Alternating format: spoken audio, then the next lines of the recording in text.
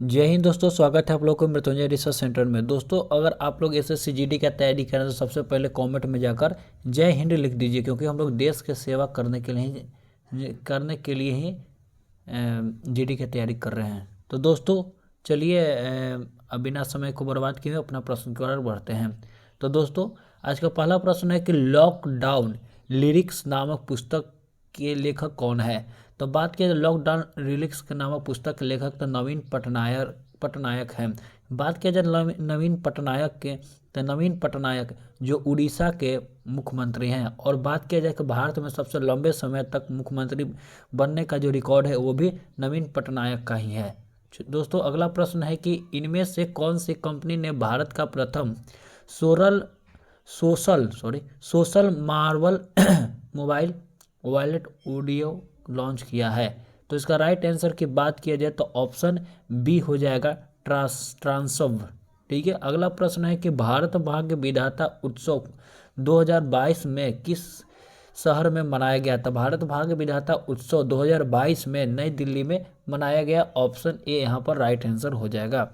अगला प्रश्न है दोस्तों कि किस राज्य ने Mahatma Gandhi rural industrial park योजना का प्रदेश व्यापी शुभारंभ किया है। तो बताना है कि Mahatma Gandhi rural industrial park योजना का शुरुआत किसने किया, किस राज्य ने शुरू किया है। तो इसका राइट आंसर ऑप्शन ए हो जाएगा, छत्तीसगढ़।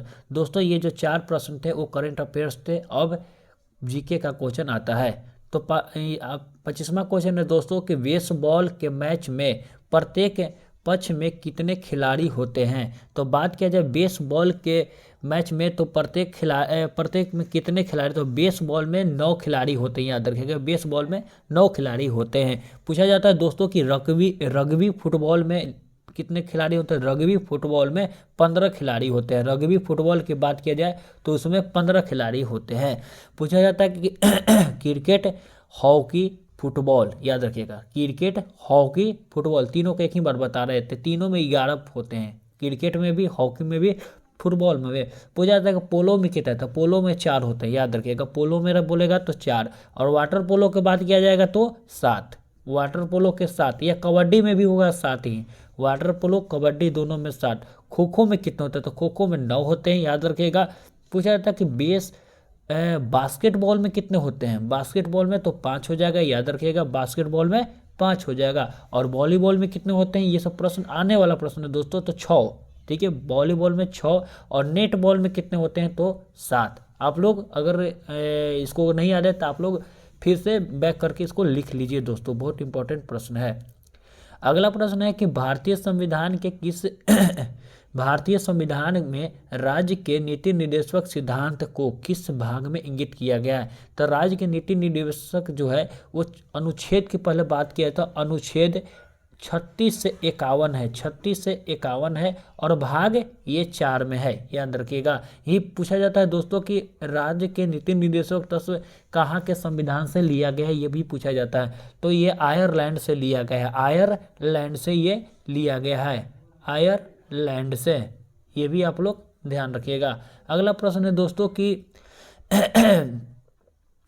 सॉरी दोस्तों, थोड़ा सा आज सर्दी की वजह से गला में खराश आ गया है। 27 नंबर क्वेश्चन है दोस्तों कि दिल्ली सल्तनत का एक प्रसिद्ध कवि जिसे हिंदुस्तान का तोता का उपाधि मिला है, किसको मिला है। तो हिंदुस्तान का तोता का उपाधि अमीर खुसरो को मिला है। अगर बात किया जाए अमीर खुसरो, तो अमीर खुसरो का गुरु कौन थे, ये पूछा जाता था। निजामुद्दीन औलिया जो थे इनका गुरु थे। अमीर खुसरो के गुरु निजामुद्दीन औलिया। अमीर खुसरो को तालाब और सितार का आविष्कारक भी बोला जाता है। ये भी बहुत इंपॉर्टेंट प्रश्न, आप लोग ध्यान रखिएगा। अगला प्रश्न है दोस्तों कि यांत्रिकी ऊर्जा को विद्युत ऊर्जा में कौन परिवर्तन करता है। तो यांत्रिक ऊर्जा को विद्युत ऊर्जा में बोलेगा तो डायनेमो हो जाएगा। यांत्रिक ऊर्जा को विद्युत ऊर्जा में तो डायनेमो। अब यहाँ से पूछा जाता है दोस्तों कि विद्युत सेल, जैसे कि विद्युत सेल क्या करता है। जैसे विद्युत सेल क्या करता है, तो रासायनिक ऊर्जा को विद्युत ऊर्जा में परिवर्तन विद्युत सेल करता है। याद रखिएगा। मोमबत्ती क्या करता है, क्वेश्चन आता है मोमबत्ती क्या करता है। तो मोमबत्ती दोस्तों रासायनिक ऊर्जा को प्रकाश या ऊष्मा ऊर्जा में परिवर्तन करता है। पूछा जाता है दोस्तों कि विद्युत मोटर क्या करता है। बहुत इंपॉर्टेंट प्रश्न, बार बार पूछा जाना।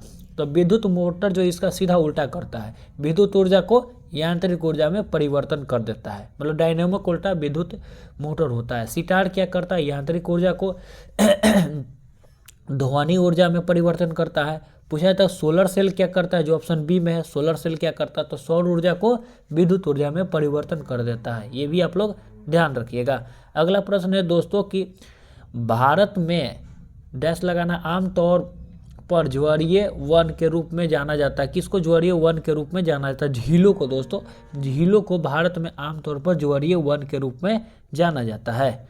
अगला प्रश्न है दोस्तों कि बाजार कीमत किससे संबंधित है। बाजार कीमत किससे संबंधित है ये बताना है। तो बात किया जाए बाजार कीमत किससे संबंधित है, तो अल्प अवधि से संबंधित है। ऑप्शन बी यहाँ पर राइट आंसर हो जाएगा, अल्प अवधि से। अगला प्रश्न है कि गंगा की निम्नलिखित में से कौन सी सहायक नदी है, उत्तर से बताना है ये कौन सी सहायक नदी है। सहायक तो सब है दोस्तों, लेकिन कौन सा उत्तर से बताना, तो उत्तर से यहाँ पर कोसी हो जाएगा। यहीं घाघरा की बात किया जाए, गंडक की बात किया, सोन की बात किया जाए, तो ये सब दक्षिण से आता है, गंगा के दक्षिण से। ये गंगा के पूछा तक सबसे बड़ा, गंगा के अगर लंबाई पूछेगा तो 25 याद रखिएगा, 25 किलोमीटर। पूछा जाता है गंगा की सबसे बड़ी सहायक नदी कौन है, तो यमुना हो जाएगा, जो कि वाराणसी में दक्षिण की ओर गंगा से मिलती है। आप लोग इसको ध्यान रखिएगा। अगला प्रश्न है दोस्तों कि हड़प्पा लिपि की जानकारी का प्रमुख स्रोत क्या है। हड़प्पा लिपि का सबसे पहले जानकारी तो ऐसे पढ़ने का श्रेय जो हड़प्पा लिपि के पढ़ने का जानकारी की जेम्स प्रिंसेप ने दिया था। और सबसे पहले इसको जानकारी कहाँ से मिला है, तो पक्की, ऑप्शन सी हो जाएगा, पक्की मीट के मोहरों पर अंकित लेख से ये मिला है। हड़प्पा सभ्यता की बात किया जाए तो 2350 से 1700 ईसा पूर्व तक माना जाता है, 1700 ईसा पूर्व तक याद रखिएगा, 2350 से 1700 ईसा पूर्व तक। और इसका लिपि की बात किया जाए तो भाव चित्रात्मक लिपि है। इसका लिपि ना पढ़ा नहीं जा सका दोस्तों, इसलिए भाव चित्रात्मक लिपि बोला था। और हड़प्पा सभ्यता कैसी सभ्यता थी, तो ये कांस्य युगीन सभ्यता थी, ये भी आप लोग ध्यान रखिएगा। ठीक है। अगला प्रश्न है दोस्तों कि 1908 में बाल गंगाधर तिलक को बंदी बनाकर 1908 में बाल गंगाधर तिलक को बंदी बनाकर कहाँ भेजा गया था, तो बाल गंगाधर तिलक को बंदी बनाकर मांडले के जेल में भेजा गया था। ऑप्शन बी हो जाएगा, मांडले के जेल में। और यहीं इनसे रिलेटेड फैक्ट जानिए दोस्तों कि बाल गंगाधर तिलक को वेलेंटाइन सिरोल ने भारतीय अशांति का पिता भी बाल गंगाधर तिलक को बोला था। ठीक है, ये भी आप ध्यान रखिएगा। अब बाल गंगाधर तिलक का एक प्रसिद्ध नारा है कि स्वराज मेरा जन्म सिद्ध अधिकार है और मैं इसे लेकर रहूँगा। बाल गंगाधर तिलक का जब मृत्यु हो गया था उसके बाद गांधी जी ने इन पर एक टिप्पणी किया था, और वो टिप्पणी था आधुनिक भारत का निर्माता बोले थे गांधी जी ने बाल गंगाधर तिलक को। और हाँ, एक और प्रश्न आता है कि नेहरू जी ने इनको क्या बोला था, तो नेहरू जी ने इनको भारतीय क्रांति का जनक भी बोला था। नेहरू जी ने भारतीय क्रांति का जनक बोला था। ठीक है। अगला प्रश्न है दोस्तों, और पूछा जाता है दोस्तों कि बाल गंगाधर तिलक का 2 पत्रिका थी, तो उसका नाम क्या था, मराठा और केसरी। ये भी आप लोग याद रखिएगा। अगला प्रश्न है दोस्तों कि सूची 1 को सूची 2 से मिलाना है, तो समाजवाद क्यों है ये बताना। तो समाजवाद क्यों है, जयप्रकाश नारायण हो जाएगा। और समाजवाद क्यों, ये जयप्रकाश नारायण है, इनका लिखा हुआ है। यंग इंडिया की बात किया तो लाला लाजपत राय ने लिखे थे, young India Lala Lajpat Rai. India means freedom Maulana Abul Kalam Azad हो जाएगा। और सॉन्ग्स ऑफ इंडिया ये सरोजनी नायडू, ऑप्शन ए हो जाएगा। तो यानी कि ऑप्शन ए, हाँ ऑप्शन ए यहाँ पर राइट आंसर हो जाएगा। अगला प्रश्न है कि मलक्का जल डमरू मध्य मिलाया जाता है, मिलाता है, किसको किसको मिलाता है ये बताना। मलक्का, तो मलक्का जो है वो प्रशांत महासागर को हिंद महासागर से मिलाता है, प्रशांत महासागर को हिंद महासागर को मिलाता है। यही बात किया जाए कि अटलांटिक महासागर और भूमध्य सागर को कौन मिलाता है, अटलांटिक महासागर और भूमध्य सागर को जिब्राल्टर जल संधि मिलाता है, अटलांटिक महासागर जिब्राल्टर जल संधि मिलाता है, ये भी आप लोग ध्यान रखिएगा। और ये जिब्राल्टर जल संधि ही जो है वो अफ्रीका को यूरोप से भी अलग करता है, ये भी आप लोग याद रखिए। जिब्राल्टर जल संधि अफ्रीका को यूरोप से अलग करता है। पूछा जाता है इंग्लिश चैनल है जो वो किसको किसको अलग करता है, तो इंग्लिश चैनल इंग्लैंड और फ्रांस को अलग करता है, ये भी आप लोग ध्यान रखिएगा। इंग्लिश चैनल इंग्लैंड और फ्रांस को अलग करता है। अगला प्रश्न है दोस्तों कि दक्षिण अफ्रीका में बोर किसे कहते हैं, बोर किसे कहते हैं? दक्षिण अफ्रीका में बोर डच लोगों को कहा जाता है, डच लोगों को कहा जाता है। आप लोग इसको ध्यान रखिएगा। अगला प्रश्न है कि भारतीय संविधान के कौन सा अनुच्छेद अल्पसंख्यकों को अपनी मनपसंद शिक्षण संस्थान का स्थापित एवं संचालन करने का अधिकार का संरक्षण प्रदान करता है, ये बताना है। तो इसका राइट आंसर हो जाएगा अनुच्छेद 30 में ये बोला गया है दोस्तों कि अल्पसंख्यक अपनी मनपसंद के शिक्षण संस्थान का स्थापना और संचालन कर सकते हैं, उनका ये अधिकार है। यही अनुच्छेद 19 ऑप्शन में दोस्तों। तो अनुच्छेद 19 में क्या था? अनुच्छेद 19 में विशेष प्रकार की स्वतंत्रता का अधिकार है, जिसमें 6 प्रकार का स्वतंत्रता है, ये भी आप लोग ध्यान रखिएगा। अनुच्छेद 26 क्या है? तो अनुच्छेद 26 है लोक व्यवस्था सदाचार व स्वास्थ्य के अधीन रहते हुए धार्मिक स्वतंत्रता का प्रावधान इसमें बताया गया है। और अनुच्छेद 29 क्या है? ये भी आप लोग बहुत इंपॉर्टेंट में लगा लीजिए। अनुच्छेद 29 है अल्पसंख्यक वर्गों के हितों का संरक्षण। अल्पसंख्यकों के हितों का संरक्षण की बात किया जाए तो अनुच्छेद 29 हो जाएगा। 38वां प्रश्न है दोस्तों कि बैंक दर क्या है? बैंक दर क्या है? तो बैंक दर क्या है? तो ब्याज की वह दर है, बैंक दर ब्याज की वह दर है जिस पर, ठीक है, जो रिजर्व बैंक व्यवसाय बैंक से लेता है।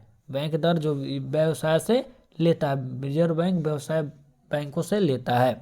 तो ऑप्शन ए हो जाएगा। पूछा जाता है दोस्तों कि आरबीआई मतलब रिजर्व बैंक ऑफ इंडिया का स्थापना कब हुआ है? तो याद रखिएगा 1934 के अधिनियम 1934 हो जाएगा। और 1 अप्रैल 1935 को रिजर्व बैंक ऑफ इंडिया का स्थापना हुआ था, ये भी आप लोग ध्यान दीजिएगा। पूछा जाता है कभी कभी कि नरसिम्हन समिति किससे संबंधित है? तो नरसिम्हन समिति बैंक सुधार से संबंधित है। अगला प्रश्न है दोस्तों कि सिरका किसका जलीय विलयन है? तो सिरका किसका जलीय विलयन है? तो एसेटिक अम्ल सिरका का जलीय विलयन है, एसेटिक अम्ल। पूछा जाता है कि सिरका का कैसा है? तो सिरका कैसे प्राप्त किया था, ये भी पूछा जाता है। इथेनॉल के किण्वन के द्वारा सिरका को प्राप्त किया जाता है। सिरका का फार्मूला पूछा जाएगा, यानी कि सूत्र CH3COOH सिरका का फार्मूला होता है। सिरका कैसे प्राप्त किया जाता है? इथेनॉल ये किण्वन द्वारा तैयार किया जाता है। ठीक है, आप लोग ध्यान रखिएगा। और अगला प्रश्न और ये लास्ट प्रश्न है दोस्तों कि बिना शल्य चिकित्सा के पथरी का इलाज किया जाता है। बिना शल्य चिकित्सा के पथरी का इलाज किया जाता है, लेसर के द्वारा इलाज किया जाता है, लेसर के द्वारा। लेसर का जो बनाया गया था ये 1960 में बनाया गया था, ये भी आप लोग याद रखिएगा। और कौन बनाया था? एच मैमेन ने इसको बनाए थे, एच मैमेन ने इसको बनाए थे। देखिए दोस्तों, एक यहाँ पर ऑप्शन में है कि एक्सरे का खोज किसने किया था? एक्सरे का खोज किसने किया था? ये जर्मनी के वैज्ञानिक थे रोएंटजेन ने इसका खोज किए थे। ये भी आप लोग ध्यान रखिए, एक्सरे का खोज रोएंटजेन ने इसका खोज किए थे। तो दोस्तों यही था आज का SSC GD का मेरे 20 प्रश्न। और आपको कैसा लगा? अच्छा लगा तो इसे लाइक शेयर सब्सक्राइब जरूर कीजिए, और चैनल पर नए है तो उसे बेल आइकन भी जरूर दबा दीजिए। तो चलिए दोस्तों, अब मिलते हैं अगले वीडियो में, तब तक के लिए जय हिंद जय भारत।